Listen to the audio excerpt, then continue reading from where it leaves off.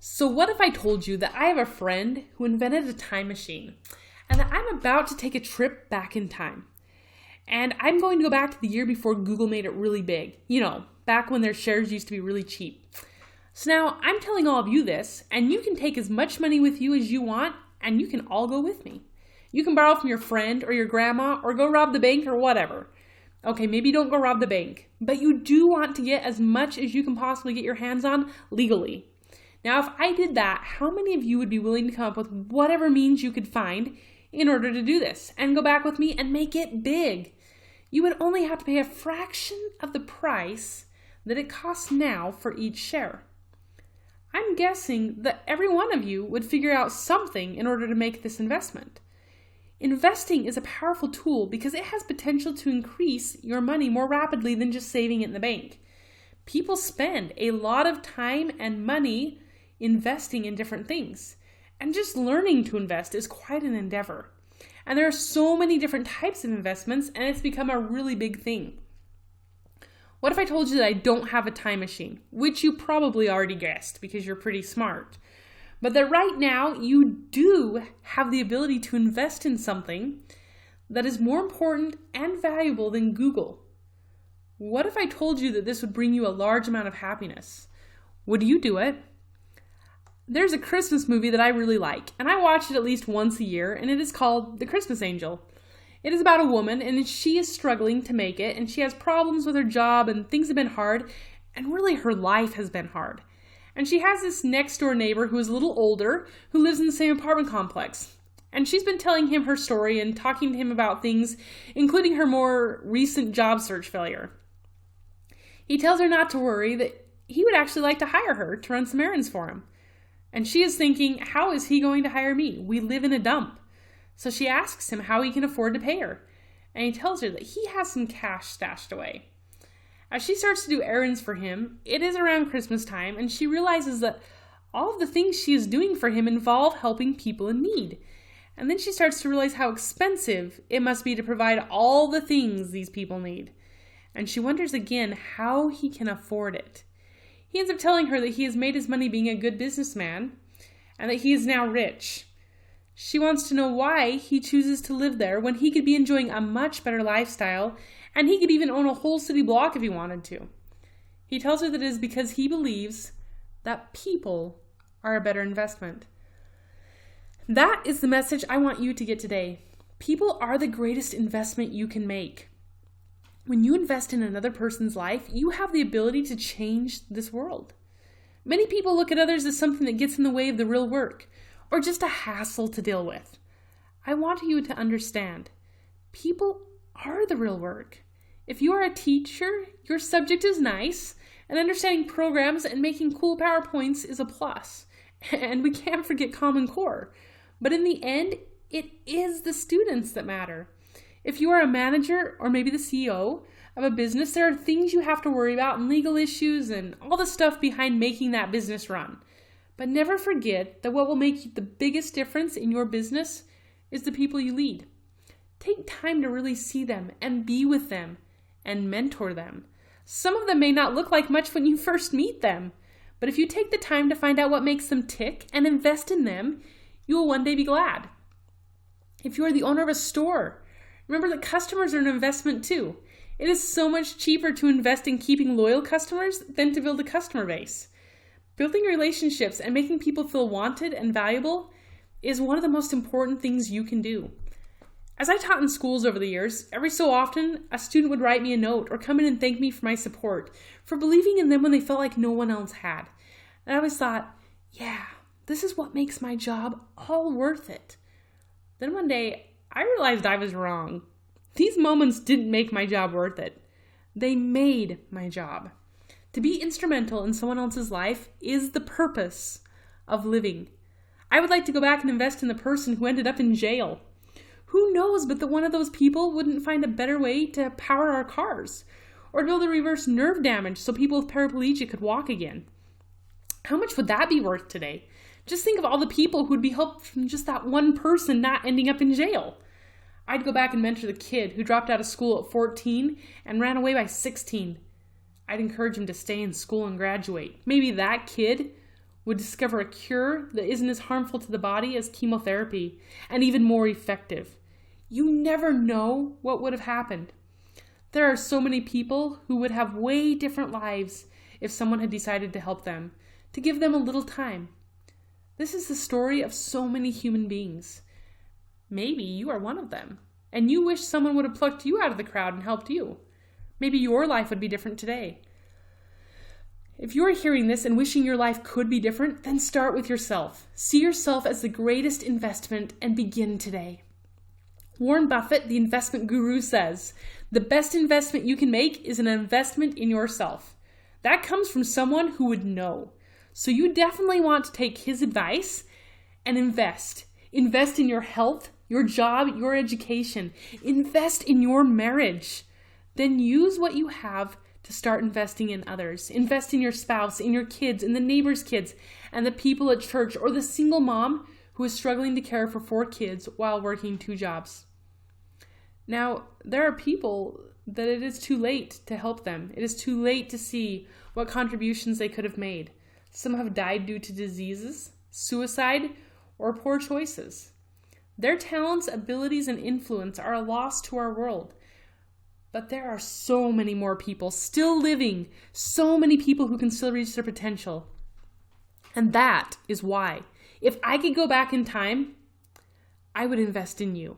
I would invest in you because I know it would have a chain reaction. If I invested in you, then you would be different. And you would make better choices that would affect so many more people for good.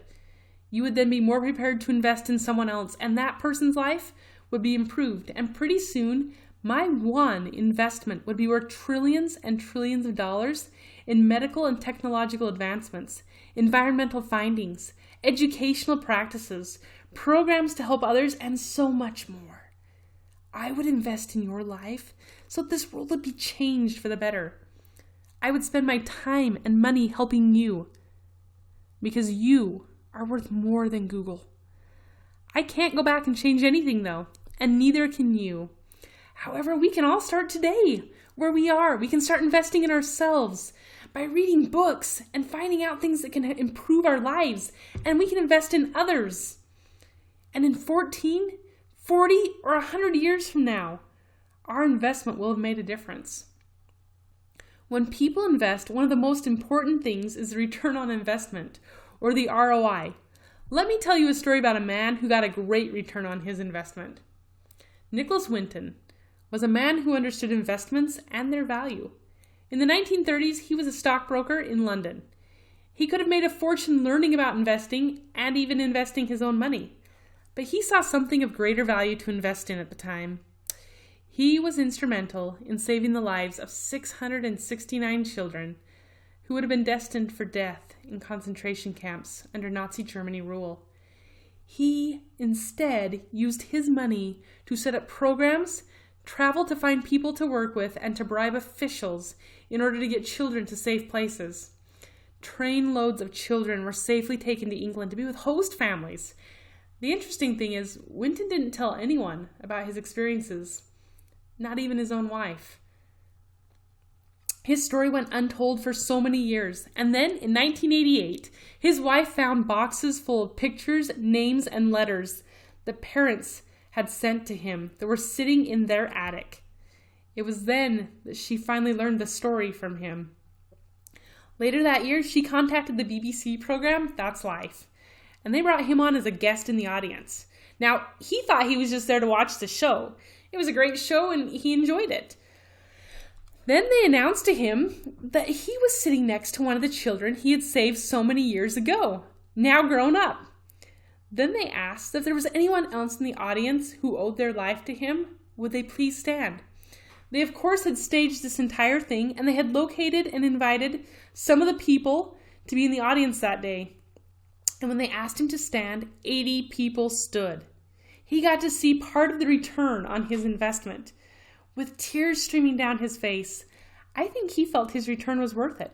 No amount of money could have made up for that moment. He impacted not only 669 children, but it has been figured that there have been more than 5,000 direct descendants of those children. This is the power that comes from investing in people and their potential. Some of those original 669 have become film directors, actors, politicians, authors, and even a founder of the Israeli Air Force.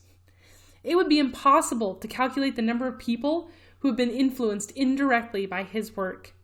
Maybe one of those people is you. Maybe you have seen one of those films or read one of the books by one of the children he saved. I want you to think for a moment about Abraham Lincoln's stepmom. Was her investment worth it? How about Anne Sullivan and her investment in Helen Keller? How would the world be different if these people had not chosen to invest in another human being? They didn't have to. And in many cases, life would have been easier for them if they hadn't. Investing in humans can be difficult and painful. They don't always give you a return. They may choose not to live up to their potential. Your efforts may go unnoticed or unappreciated. However, be assured, no investment in a human is wasted if in the process you, the investor, are changed as a result. What about the return you are? The ability to be more compassionate or empathetic, to communicate better, or to come up with solutions to problems. There is so much that you yourself will gain.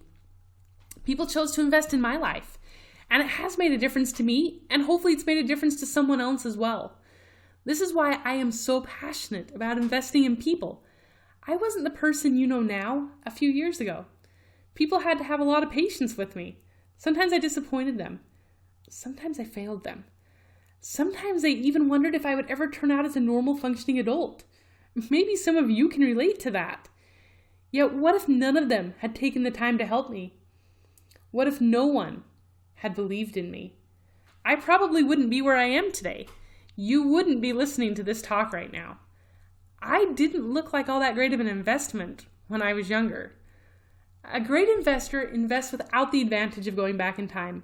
Or at least as far as I know, no one has built a time machine yet. But if you do, let me know. We'll go back. They have simply become really great at seeing the potential and taking a chance, not knowing how it will turn out. Without the advantage of a crystal ball and seeing into the future, or going back in time, people did invest in Google in the early stages, and they made a lot of money.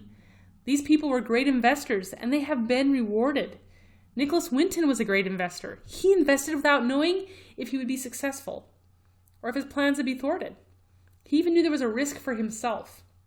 Many of the people who helped got put in concentration camps themselves if caught. Yet the potential for gain was so much greater than the risk for him, so he moved forward. Maybe you were thinking to yourself that you don't really have that much to offer. You have more than you realize. I am confident that everyone has at least one talent, with many more that could be developed. I guarantee anyone can look at a talent they have, and there's at least one person on this planet that has figured out a way to use that talent to benefit someone else. Find someone you can benefit, even if that someone is only yourself at first. Some of you may be scared of failure, or maybe even scared of succeeding. Maybe you are scared of disappointing someone. Don't worry about that. Worry about making a contribution to this world and being the best you can be. Even though there are other people who have similar talents as you, no one on this whole earth has your talents combined with your personality, combined with your life experiences. Do you have any idea how much power that has? That makes you uniquely equipped to help someone that no one else can help in the same way. I don't know if you've ever heard of Chad Hymas. Well, he had a life that he loved, which included a growing family and a job that he was excited about. And then all in one day, an accident involving a 2,000-pound bale of hay changed everything. He was suddenly a person with quadriplegia. He couldn't dress himself, brush his own teeth, or even feed himself. In some dark moments where he was just struggling to even get through the day, another person with quadriplegia named Art Berg was able to step in and show him what was possible. He was able to show him that he could still have a decent life. Because Art took the time to mentor Chad, he saved a marriage, a family, and a life.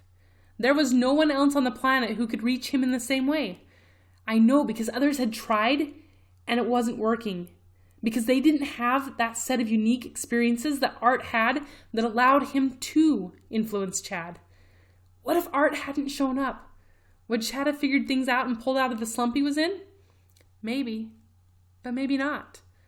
I'll bet you that when Art had the accident that changed his life, he wasn't thinking to himself that day, well, someday I'm going to influence thousands and thousands of people for the better. And I couldn't do that without having this horrible situation. So I'm sure glad that I'm here right now. I'm pretty positive that is not what went through his head. And yet that is exactly what happened. And because he has played his part, he has influenced someone else who has reached thousands and thousands of people. So take what you have and move forward. Learn to be a great investor. Learn to see potential both in others and in yourself. Learn to take risks. If you dare to do this, the return will be far greater than anything you can imagine. And someday, when you look back over your life with the advantage of time, you will know that you picked the greatest investment.